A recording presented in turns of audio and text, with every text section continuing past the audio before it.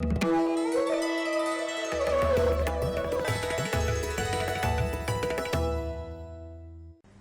सचमुच में जब जब वाल्मीकि ने रामायण की रचना की, वो समय काल अलग था, तो इसीलिए जो उसमें हम देखे हैं वो एक तरह से अगर हम उसे अपने बिना पूर्वाग्रह के अगर कोई भी पढ़े तो उसमें समझ में आता है कि वो एक ऐतिहासिक वर्णन है। अगर हम तुलसीदास के समय की समय काल को देखें तो उस समय जरूरी था कि एक चमत्कार चाहिए था लोगों को, उस समय का जो माहौल था।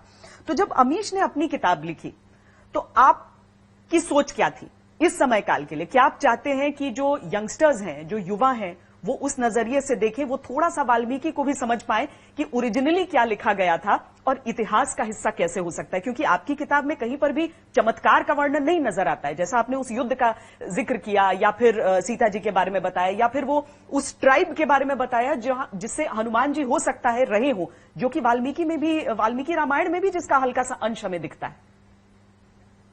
नहीं, आप सही कह रहे हैं। जो एक छोटा सा पॉइंट मैं करूंगा, फिर ये जवाब मेरा शायद थोड़ा लंबा पड़ जाए, क्योंकि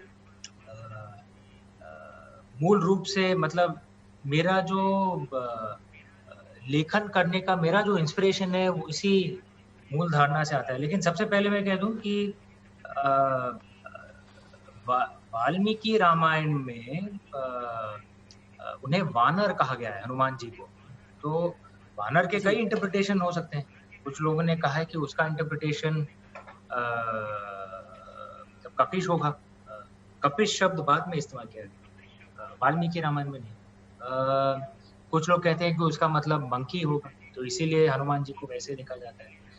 लेकिन नर का मतलब मैन है, और कुछ लोग कहते हैं कि वानर का मतलब फॉरेस्ट मैन, जो जंगलों में रहते हैं। तो ये भी एक इंटरप्रिटेशन है। तो ये एक छोटी सी बात है, लेकिन आपने जो आपका जो मेन जो सवाल था कि मैं क्या करना चाहता हूँ अपने इंटरप्रिटेशन को लिख के।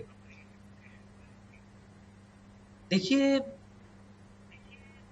भारत माँ के लिए पिछले जो सैकड़ों साल जो हैं, ये काफी कठिन रहे हैं।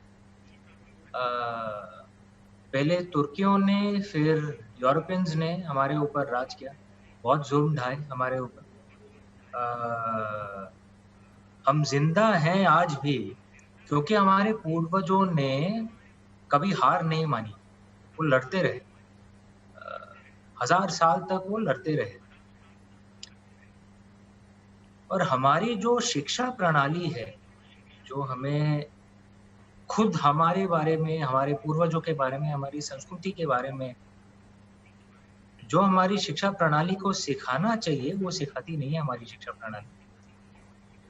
हमारी शिक्षा प्रणाली तो ऐसी है कि भाई किसी तरह हमें अंग्रेज बना दिया जाए, और जो इतिहास हमें सिखाया जाता है, जो हिस्ट्री हमें सिखाया जाता है।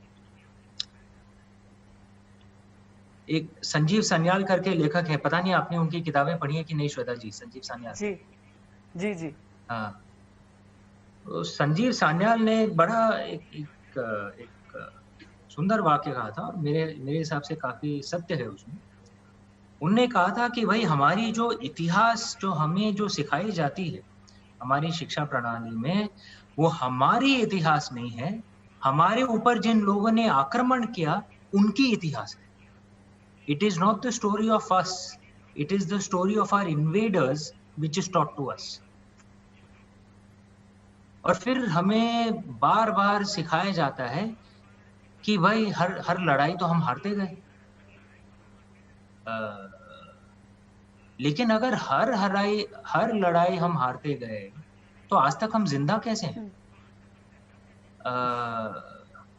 जो ज़ोरास्ट्रियन पर्शिया जो था, प्राचीन समय का सबसे महान साम्राज्य में था ज़ोरास्ट्रियन पर्शिया।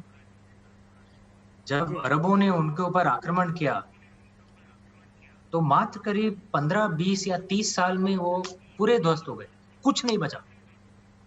जो थोड़े बहुत जो लोग बचे हुए थे वो भारत आ गए, हमने उन्हें शरण दी, तो उनकी संस्कृति आज भी जिंदा है पारसियों की। लेकिन पर्शिया में तो वो संस्कृति कई हद तक खत्म ही हो। सिर्फ वो नहीं, आप ग्रेको रोमन कल्चर देख लीजिए, इजिप्ट देख लीजिए, कौन है जिंदा उनमें? लेकिन हम आज तक खड़े हुए हैं। क्यों खड़े हुए हैं? क्योंकि कुछ लड़ाइयां हमने जीती भी, कुछ लड़ाइयां हारी, कई लड़ाइयां जीती भी हमने, इसीलिए तो आज हम जिंदा हैं। लेकिन एक दूसरा एक वाक्य मैंने सुना था, एक फलसफा सुना था एक बार कि जी। the danger in fighting a monster is very often you yourself become the monster. जिन्होंने हमारे ऊपर आक्रमण किए, तो तुर्की और जो यूरोपियन थे, बड़े क्रूर किस्म के लोग थे, और उन्होंने सिर्फ भारत माँ को ध्वस्त नहीं किया, दुनिया भर के कई संस्कृतियों को, कल्चर्स को उनने ध्वस्त कर दिया। जो अरब कल्चर जो पीक था, वसीत कल्चर, उसे किसने ध्वस्त किया? यही मंगोल और टर्क्स ने। Sacking of Baghdad was done by whom? These people only. China was also attacked, the yuan dynasty, कौन थे? यही लोग थे।